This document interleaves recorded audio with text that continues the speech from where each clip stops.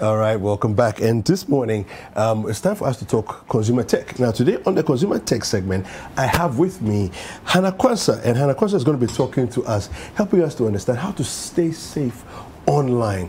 Now, these days, there's a lot of things that are going on. People get scammed, people are losing money, they are losing property, all kinds of things because they don't understand the rudiments of staying safe online. Well, she's also called Ama Blue Q on social media, so you may recognize her. Hi. Hello. Morning. How are you? I'm good. Fantastic. It's good to have you here. Thank you very much. All right. Now, how to stay safe online? Yes. What are the first principles that we need to, or the most important principles we need to bear in mind? Okay, so I would ask you if you've ever been to or walked through a path where you were scared before. There are times where we go through certain alleys in our neighborhood at odd times. Yes. And then you end up carrying either a pepper spray or a sharp knife, something to defend yourself. Yes. Even for places where you could have the muzzle to. How much more such a, I'll call it a dangerous but nicely styled place like the internet. Like the internet. So for you to stay online and be safe, I mean, I can't threaten you if I don't know you. Okay. So first off, I would like to talk about how you keep your personal data online. Okay. Most of us it will take me a minute to do a profile on somebody if I have my laptop. Okay. Because you've made it so easy.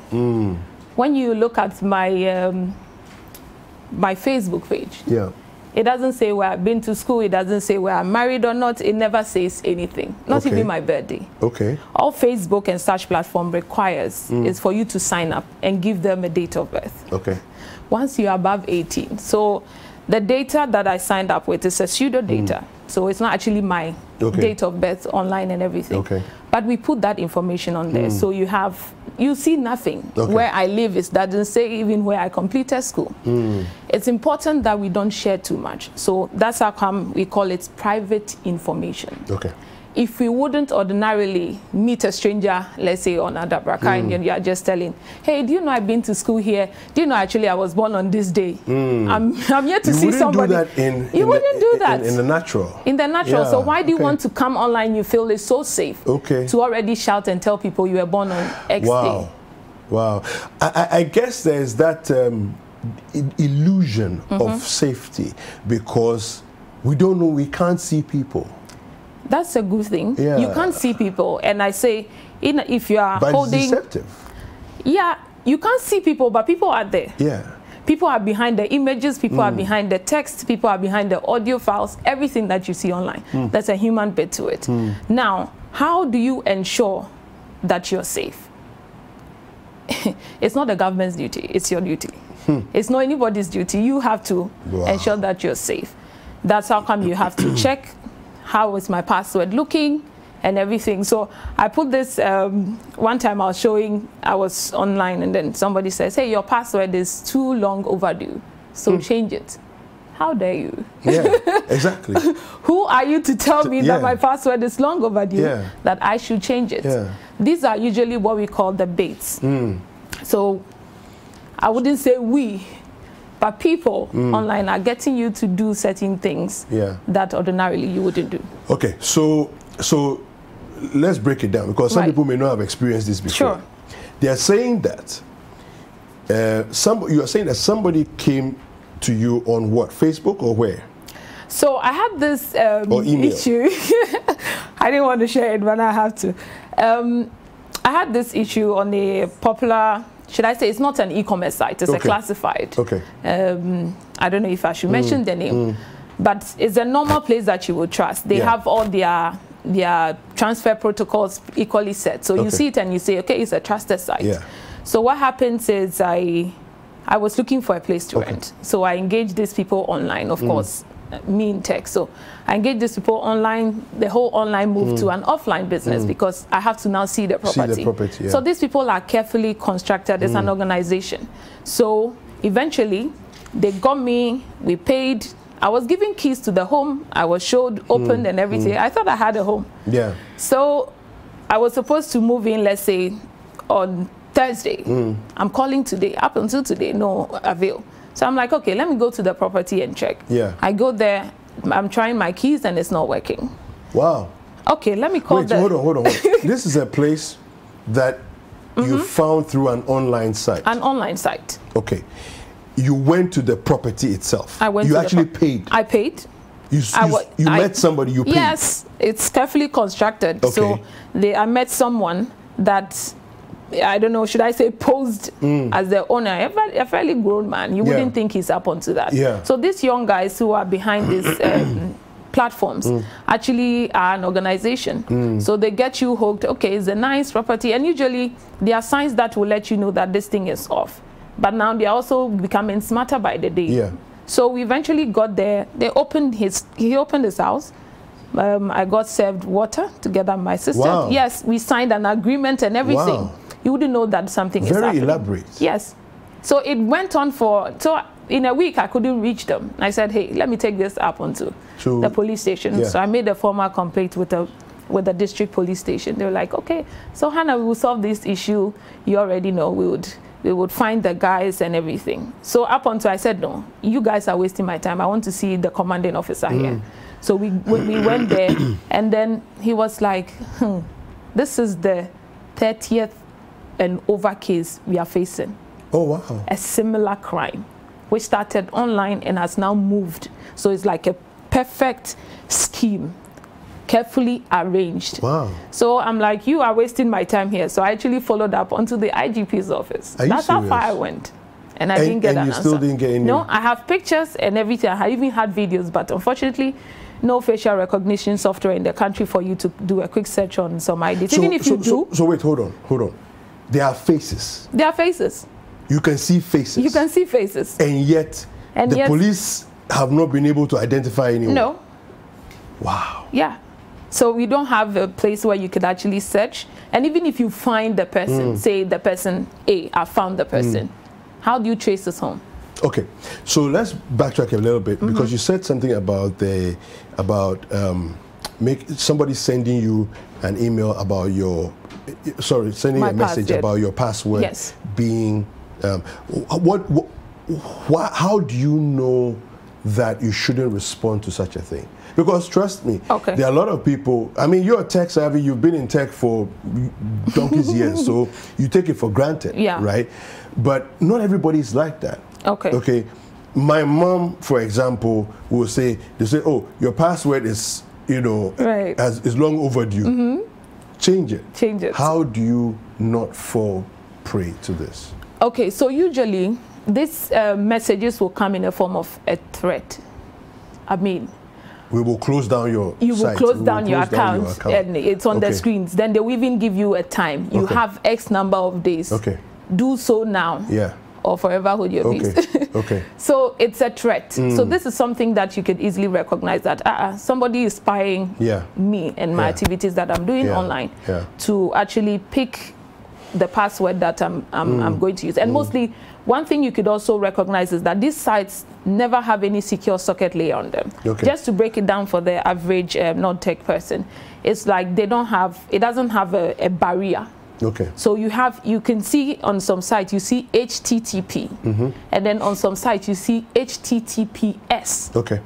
If you see HTTP alone and it's asking for something like your password, your credit card, sometimes they'll even tell you save your password in the browser. Please do not. Please don't. If it doesn't have an S at the end, please don't save even your if it does. Is it your private machine? Are you on a virtual private network? All of certain things needs to come into place before you get, and I don't. I can't even stress that. It's a big trap that is asking you to save your password. Never do that. So wait, so you're saying that even if you have 10 different passwords for 10 different sites, you should never save your password?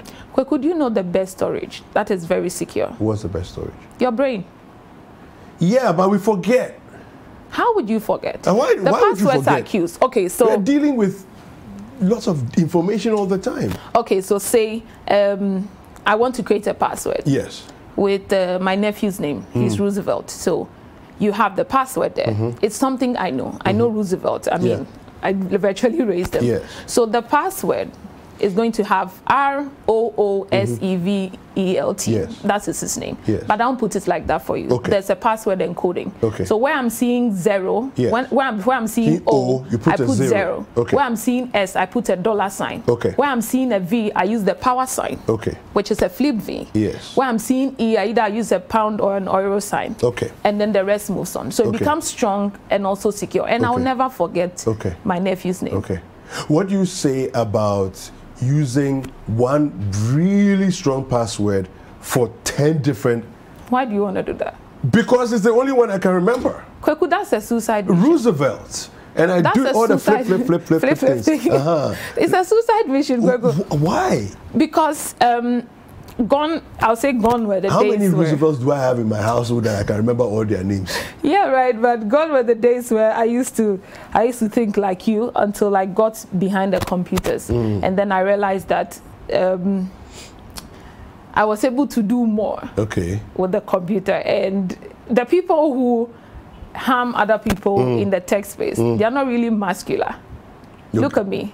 I can take my machine. I can take my machine and readily scam you. Do not do that. So when you put one password, what you've done is, if I can profile you, as I was saying earlier on, that you have several information on every social media platform. You've made it easy for me. Okay. Like, okay, so Kweku David, okay. So it's a simulation, it's some mathematics that you do. So you have Kweku David, okay, let me try flipping it. Okay, oh, he already said he was born in, let's say, 1972. Let me go and check 1972. Let me try and map it, reverse and everything. So this is what you're giving me. You've already helped me halfway into trying to get your password. Now, when I get your password, for your Facebook page, I'll try it on your Instagram page. I'll end up, personating you, calling people to send them Momo. Send me Momo. Hi, my name is Kweku. I'm stuck here. I need Momo. It happened to a friend, not quite. So I just like, hey. So I was like, wait, why are you asking me for Momo? It didn't add up, because this is somebody, it's like Kweku asking me for Momo for 10 CDs. It's weird. It's odd. So these are some of the, don't keep one password. Okay. It could be similar in structure, but it should be very variant. Okay. Right. Now, talk to us about privacy settings. Yeah. How do we manage that and handle that? People don't even know they have privacy settings. You do. If you're in the internet space, one, nobody forced you to be there. You have to be there on your own terms. Okay. For one, yesterday night when I shared the graphic, like, hey, I'm going to be on CTV. Some people had to DM me that, Hannah, make your post shareable. Because if I post anything, post only to friends. Okay. Not public. Okay. Not friends of friends. So that if I know Kweku and Amma is a friend of Kweku, Amma is seeing what I'm sharing with Kweku. It's not supposed to be so. You allow much as you want. Okay, but why not? So for example, I'm on Twitter, right? And I say that I want to share, words of inspiration. And I post that. I want everybody to see it. Kweku, that would be like a business case. Okay. You are in the industry. People know you. Okay, Kweku is a TV host, so perhaps he has a few nuggets to share. If you are not using it for commercial purposes, make sure your privacy settings are uptight. Because so much as we are gathering, there's being in the e-commerce space, we are gathering data in terms of commercials. Okay, let's see. Kweku, how do you think we check? You go on Jumia, you check, let's say, a shoe or a belt there. You're on CCTV, you are reading something, let's say, on citynewsroom.com, then the shoe jumps in your face. How do we do that? We are collecting your patterns. These are things we call them cookies. They are like tiny little ants. So once you're moving, we are collecting that data, and then you're moving on. So if it's your private page, I don't see why you don't need to, you need to remove certain things. Friends of friends don't see my post.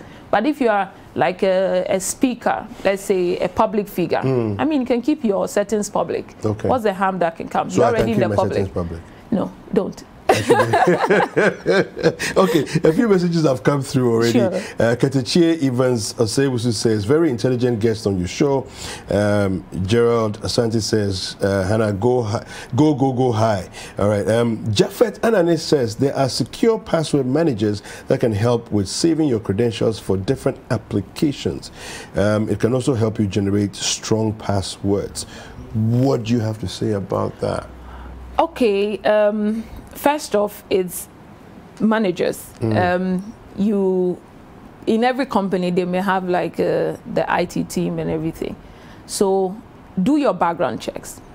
Find out how long or how good this person has been with for, you know. So it's even safe, I would say so, because if I'm managing you and something happens to your account, you are not held liable, I am. Okay.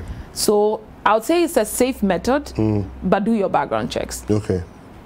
Okay, but what about the software that are, so there are software online that are supposed to be password managers. They are supposed to memorize up to a certain number of passwords that you have and all of that. And so if you forget your password, you can always go back there and, you know, whatever. Yeah. Is that an option? Is that a solution? It is an option because most of these platforms that we use have already built this thing in place, such that if I'm trying to type my password, as I shared earlier on, it's coming Roosevelt, it's not working. Perhaps I'm missing a character or two. Okay. That's how you get forgotten password, you get into your email, you come back. Is this safe?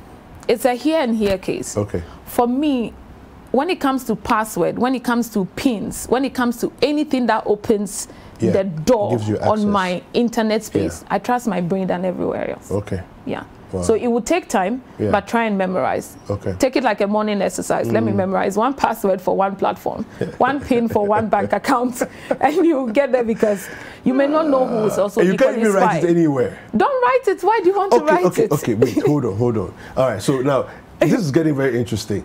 0550585832. If you have any questions for Hannah, kindly WhatsApp us and we'll read them out on air. The hashtag is Breakfast Daily if you're watching on any social platforms. Now, so let's say my MacBook, the main entrance to the house, that password I have is in my brain. All the other doors inside, they are open. So the keys are in the doors. Why do I have to worry myself if I have the main door? It's a security door. I've barricaded it. I've put electricity inside the door. It's full. I mean, just say if you come trouble. Right. Yeah. Now, if I've done that, can't I say create, let's say, a folder somewhere on my laptop, put a document file in there, text file in there, and then just put all my passwords in there? Okay. Because Charlie, this brain matter, I can't be remembering all the things. I know, not everybody. Once upon a time, I wasn't smart.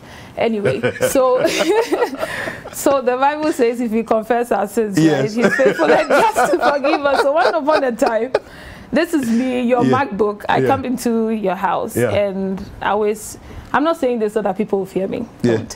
But then the point is, I can get you to give me your password without you not knowing. Oh, really? Yes. How would you do that? Okay, cool. I can't say it. Okay, don't say it to me. Okay. I can get you to give me your password, and then once I'm into your system, there's even several ways. There's even several ways that you could get your. That's what I'm saying. If it's your personal machine, watch who you give it to. Okay. Because let me say we are now in the light. We've transitioned from kingdom of darkness to kingdom of light. So back in those days, there was this young girl back in school that could get your password without you knowing. So there are several ways that I can't say here because somebody may use it for fraudulent reasons. For fraudulent reasons, but don't keep your password anywhere unless there's a vault somewhere in Bank of Ghana that you can go to. I'm just kidding. Is that serious? But passwords are. You need to protect your password. It can do you the damage. Okay. It can do you the damage. Like, all right. Okay, let's move on. Safe browsing. How do we practice safe browsing? For safe browsing, as I mean the HTTP, HTTPS. I think that's the first. That's the first thing that you need to know. So when you are browsing, I, for one, if I'm trying to I'm trying to do something that is not really important, like I'm Googling how to make my hair longer. Okay. I mean, what does that getting information on me trying to search for how to make my hair longer? has got nothing to do with my personal life, although it's my personal life. It can't harm me in any way. Because in that mode, when you're trying to search, you can pick a normal machine or your phone and then search. But when I'm doing something very secure, something like I'm transferring money to you, Kweku, I will always go incognito, because one, some sensitive information not being shared. Two, what would also happen is I'll make sure that I'm not on a public Wi-Fi. I'm either on a VPN, which is a virtual private network, or my own home internet. That I've set my own firewalls that I know I'm safe. I won't come into CTFM, although I trust CTFM. I won't come here and log onto your Wi-Fi. You won't get me. If I have to log onto your Wi-Fi, I'm using like a pseudo device. So I always carry more than one device. Really? So I have a device for that project. You won't find my IDs on that machine. You won't find anything that is sensitive on there. So one, make sure if you're trying to go secure browsing and everything, check the connection that you're on. If you check and you're not on a virtual private network, if you check you're in a public place and you're using a public Wi-Fi, please, I know browsing is tempting, but don't browse. On a public Wi-Fi, don't browse. Don't browse if you're using your personal gadget. Wow. So you can have a personal, if I'm traveling, I keep a second device. So when I get to the airport and I'm stuck, you know what? That's what I use. The plan we had for today, we can't exhaust the plan. Sure. So we're going to do this because there's a number of questions that are coming through. Right. Here's the question I have for you before I come to these questions. Certainly. If you're in an airport lounge, is it possible that somebody sitting in the lounge with you can hack your personal phone? Easy peasy. Very easy. Because are you on the same network? No, you see, did you come here to come and scare us? I didn't come here to scare you. It's the truth. The plan? And these are things that I've been through, Kweku. Once you're in the same place, we are here. We're seated on set. It's the only place I can harm you. If you are here and I'm somewhere in Sawam or somewhere, I can't hurt you. So once you're online, check the space that you're. So I always will put my SIM card on roaming. Or I pick my pseudo device. That device, when you hack it, you won't find anything. There's nothing there. There's nothing there. It's just for browsing, watching Netflix whilst I'm traveling. So, in as much as it's comfy, it's all part of the perks that online airline ticketing service gives you. Don't fall for it. I don't take it. Wow. I don't. And there's like a lot of shoulder viewing that you're typing. Okay, that's true. Somebody is watching over the shoulder. So always, if you're trying to do something online on your phone, let's say in the trotro, in an Uber or taxi, somebody seated next to you, there's a type of screen protector that you need to get. Not the one that I could slant my eye and I see. Some of us are very fast. So that's something curious that I also find, because when you're in a trotro, for example, people are always I don't know what that kokonsa business is about. People are always leaning over your shoulder trying to see what you are typing. I don't get that. The eye wants to see things. Naturally. Nosy bunch of people. Okay, look, so there's a question here. Ivan Sosewusu says, I'm watching from Blekuma and loving the show. My question is, how do I protect myself from phishing sites? Yourself from phishing sites? One, they are always funny. Okay. How do you mean? Funny because they never speak good grammar whilst you're reading. If they need to spell something, you'll see errors. If the grammar is always off. The grammar is always off. The English is dated far back as no time. It's off, full of errors. And then they are also equally giving you perks. So, for example, you'll be on your phone or your tablet or something. Then you see like something like spin the wheel and get an iPhone 6 or iPhone 7. Who has iPhone to give? Who? Because they know if that's the truth. It's like these Nigerian scammers who say that. And I think even not only Nigeria, because some are Nigerian, some too are from Philippines and Indonesia, these places, where they say that, oh, I came into contact with this person who has passed on, left behind $80 million, and I needed someone like you to be able to access the account, and so we need your account number so we can send you. You know, I mean, it's like, what are you saying? It's pure fraud. Yeah. It's an intelligent fraud. Kweku, if you're not discerning, these guys will take you away. So you on Facebook, you're chatting. Somebody poses him or herself as a Facebook agent. Yeah. And is telling you that click this link so that we could do something on your account for you. What are you doing? What are you going to do on my account? Have I sent you? Have I told you I need help with my account? They'll always will provide you a link and watch it. This link will be a clone of the original site. Oh. You have to read 10 times. Okay. 15, the umpteenth time you have to read. Because they will clone it so much so that Facebook will now, you see the face, but the book, 1 O is missing. Okay. And then you see, let's say, facebook.com. You now see .org. .com.gh. Yes. What is that? Is that the original Facebook? And then they will take you to a different site. Else. And then they'll tell you, do this, download that. One more step to go. One more step to go where? These are okay, let me quickly go through some more questions here. Hello, Mr. David. This structural thing, I nearly slapped someone yesterday, just yesterday. This man was having his eye on my screen as if it's his own. This is coming from Sanson, coming in Nungwa. Please ask your guests, what about using fingerprint to open your accounts? How safe is that? Should I say it's safe? I don't believe it. You don't believe it? But wait, hold on. So far, me, my experience, my fingerprint, in fact, if I even try another finger, it doesn't work. Okay. It's good.